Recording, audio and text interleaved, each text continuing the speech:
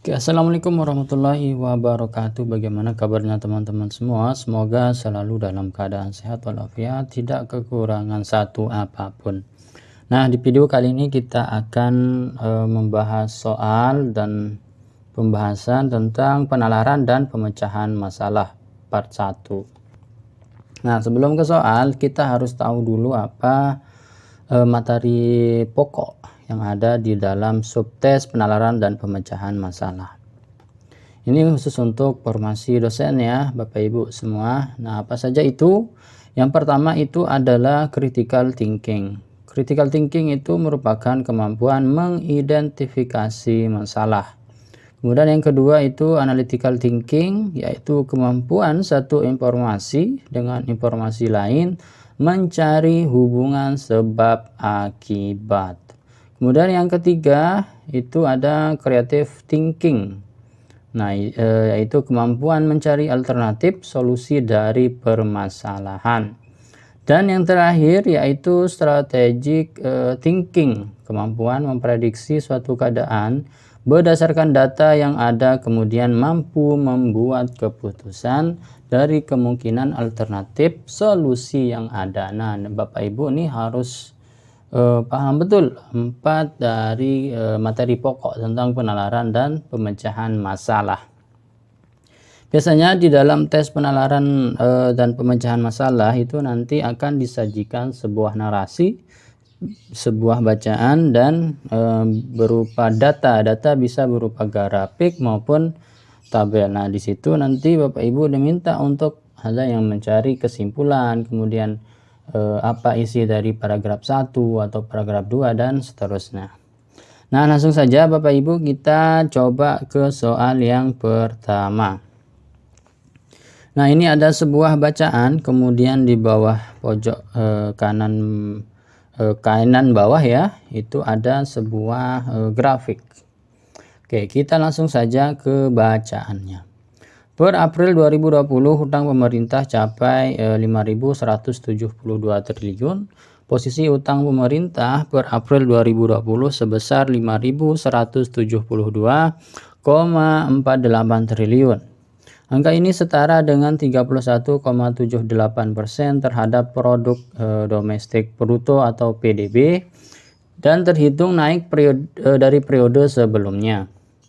Komposisi sebesar 4.338,44 triliun surat berharga negara atau SBN dengan SBN domestik sebesar 3.112,15 triliun dan SBN valutas asing 1.226,29 triliun.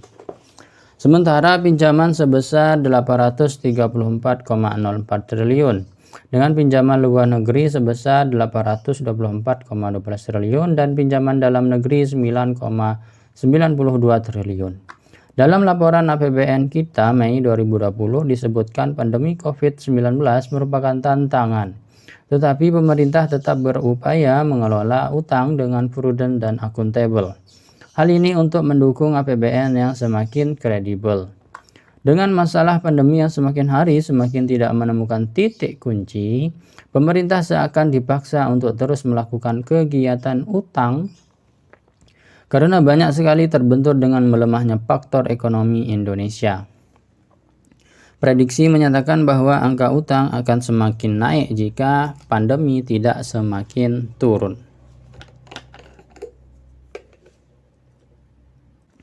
Kemudian disajikan grafik komposisi utang pemerintah per April 2020. Nah, soalnya, simpulan yang tepat berdasarkan paragraf pertama adalah titik.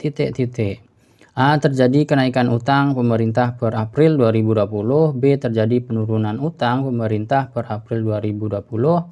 C. Utang pemerintah terhitung stabil per April 2020. D. Utang pemerintah setara dengan PDB per April 2020. E. Utang pemerintah terdiri dari dua komposisi SBN domestik dan asing. Nah, kalau misalkan tipe seperti ini ya Bapak Ibu, maka untuk mencari jawabannya itu harus melihat konteks yang ditanyakan. Misalkan di soal yang pertama ini, nah, Yang ditanya adalah kesimpulan yang tepat berdasarkan paragraf pertama. Berarti kita langsung saja menuju ke paragraf yang pertama. Berarti kesimpulan yang dicari di sini nih, di paragraf pertama itu apa? Jadi jawaban yang tepat untuk nomor 1 adalah mana Bapak Ibu? Yang A ya, terjadi kenaikan utang pemerintah per April 2020. Ini. Terjadi kenaikan utang. Nah, coba kita lihat. Di bacaan. Angka ini setara dengan 31,78% terhadap produk domestik bruto dan terhitung naik dari periode sebelumnya. Jadi ini jelas nih Bapak Ibu. Jadi hutang Indonesia itu dia naik dari periode sebelumnya. Jadi jawaban yang tepat untuk nomor 1 adalah A. Kemudian soal nomor 2. Simpulan yang dapat ditarik dari paragraf kedua. Nah, sama ini Bapak Ibu. Jadi Bapak Ibu kalau ditanya bab 2, bacanya bab 2, paragraf 2. Jangan paragraf yang lain. Simpulan yang dapat ditarik dari paragraf kedua adalah A. Pandemi COVID-19 adalah tantangan terbesar pemerintah. B. Pemerintah diharap bijak mengolah utang dengan maksimal. C. Pandemi COVID-19 memaksa pemerintah untuk berhutang. D. APBN Indonesia makin kredibel karena COVID-19. E. Hutang pemerintah mencapai 834,04 triliun akibat COVID-19. Jawaban yang benar adalah yang B. Pemerintah diharap bijak mengolah utang dengan maksimal.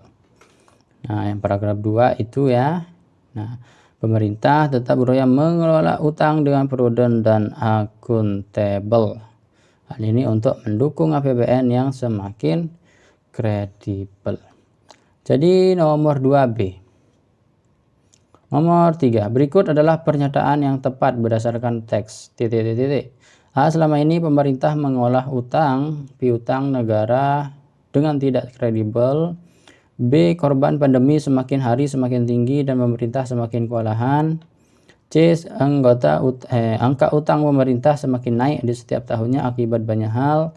D. Pandemi COVID-19 adalah bencana terbesar Indonesia dalam sejarah. E. Pemerintah dinilai tidak siap secara finansial terhadap pandemi COVID-19. Nomor 3 adalah jawabannya yang E ya, pemerintah dinilai tidak siap secara finansial terhadap pandemi COVID-19. Yang A ini tentu salah ya Bapak Ibu. Kemudian korban pandemi, apalagi nih korban pandemi ini dia tidak muncul ya, tidak muncul di paragraf sama sekali. Kemudian angka hutang pemerintah semakin naik di setiap tahunnya akibat banyak hal, ini juga tidak ada. Kemudian yang D, pandemi COVID adalah bencana terbesar Indonesia. Pandemi COVID itu tidak hanya bencana terbesar bagi Indonesia ya, tapi seluruh negara pada waktu itu ya. Jadi nomor 3 itu adalah jawabannya E. Nomor 4, berikut adalah pernyataan yang paling mungkin berdasarkan paragraf kedua adalah APBN yang kredibel menjadi jaminan pemerintah dalam membayar utang. B. Pemerintah diketahui kurang cukup kredibel dalam mengelola utang negara. C. Pandemi COVID-19 dinilai akan enyah dari Indonesia dalam waktu yang lama. D. Pandemi COVID-19 dinilai sebagai bencana besar di Indonesia saat ini. E. Pinjaman besar pemerintah akibat COVID-19 diprediksi akan selalu menanjak. Nomor 4 adalah jawabannya yang E ya. Pandemi COVID-19 dinilai sebagai bencana besar di Indonesia saat ini. Paragraf kedua, kita cek paragraf kedua. Nah, dalam laporan disebut pandemi COVID-19 merupakan tantangan.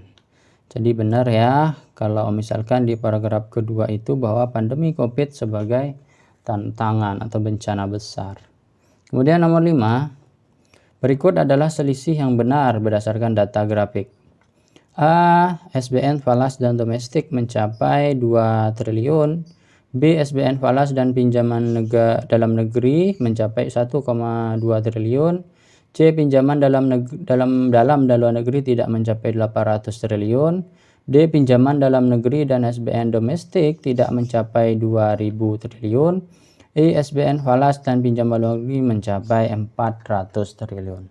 Jawabannya adalah yang E ya. SBN falas dan pinjaman luar negeri mencapai 400 triliun. Nah, nanti dicek grafiknya nanti mana selisih sesuai dengan jawaban yang ada. Seperti itu ya Bapak Ibu. Soal nomor 6. Berikut adalah pernyataan yang tidak mungkin berdasarkan paragraf ketiga. A. Masalah pandemi COVID-19 semakin hari semakin tidak menemukan titik terang, titik kunci. B. Pemerintah berutang karena adanya COVID-19. C. Pemerintah akan kesulitan membayar utang jika pandemi tidak segera berakhir. D. Pemerintah akan kesulitan berutang jika pandemi tidak segera berakhir. E. Ekonomi Indonesia melemah karena adanya COVID-19. Jawaban yang tepat untuk nomor 6 adalah yang E ya, pemerintah akan kesulitan berutang jika pandemi tidak segera berakhir. Nomor 6. Berikut adalah pernyataan yang kurang tepat terhadap pemerintahan Indonesia. A. Pemerintah Indonesia dinilai kurang kredibel dalam mengolah piutang. B. Pemerintah Indonesia berutang akibat pandemi COVID-19.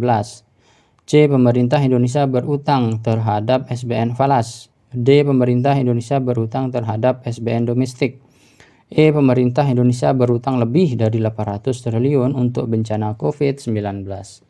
Nomor 7 jawabannya adalah, ingat ya, yang kurang tepat.